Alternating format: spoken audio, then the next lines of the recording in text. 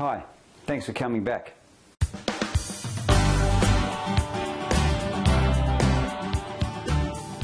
Say to a Bowen therapist, how does Bowen therapy work? They're going to say, it gets the body to heal itself. Well, that's a pretty esoteric statement. It stimulates the body to heal itself. How could that do that?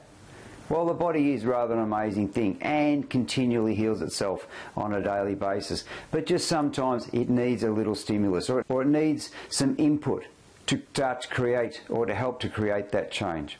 And that's what Bowen therapy does in a nutshell. It stimulates the body to heal itself. One of the ways we like to think about Bowen therapy and the way that it works is that it gets the body to relax back into a maintenance state. The body has, as part of its nervous system, what we call the autonomic nervous system, or the automatic nervous system, if you like. It's the part of the nervous system that we don't have to think about to make work. And there's lots of things that happen in the body all the time that we don't actually have to think about. Like we don't have to think, oh, well, I think I'll just digest my Weet-Bix at the moment. No, it happens. The gut works automatically. But there's two parts to this autonomic nervous system. There's the sympathetic part, and there's the parasympathetic part. And the sympathetic part turns things on. It's a bit like if you might have heard of the fight or flight or freeze. You know, you're walking along, the caveman's walking along, he comes around a corner, there's a saber-toothed tiger. Now, there's two things got to happen.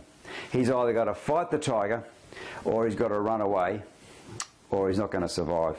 So that is the sympathetic part goes into overdrive. So you get this great burst of adrenaline, and the gut's not important at that point, so the blood leaves the gut, it goes to the big muscles, it goes to the eyes so you can see better, so you can either run or you can fight.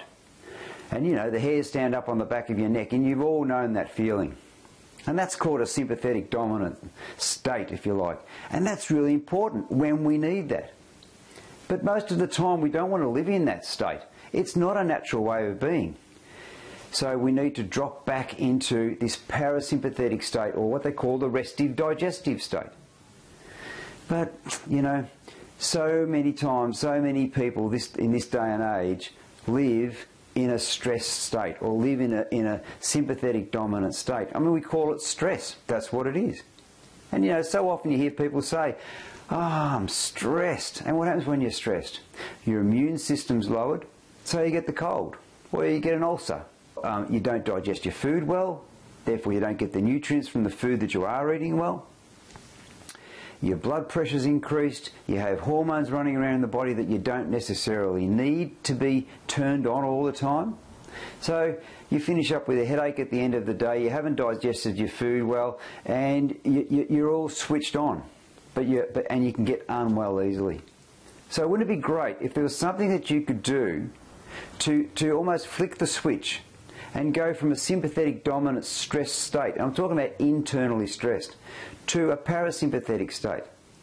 It's interesting, I tell a little bit of an analogy when I'm explaining this to students, that you can imagine if there's a fort, and you've got the defenders of the fort, there's about 30 of them, and they're all up on the ramparts, and they're all shooting out because they're trying to survive. And around the fort you've got 1,000 warriors going around the fort, and they're bent on getting into the fort and killing the people inside. Well, do you think while those 1,000 warriors are attacking, that the 30 on the rampart, do you think there's anyone downstairs cooking lunch? No. It ain't important at the time, is it? Do you think there's anyone unblocking the toilet downstairs? No. There's no one fixing the broken door. What they're all doing is they're in survival mode. They're all up there shooting out, trying to survive and stop those blokes from coming over the walls. Now, if we could do something that flicked the switch and made those 1,000 warriors go away, so then those people in the fort could come down off the walls, they could get some sleep, they could have some lunch, they could tend to their wounds, they could unblock the toilet. That's what happens when you have Bowen therapy.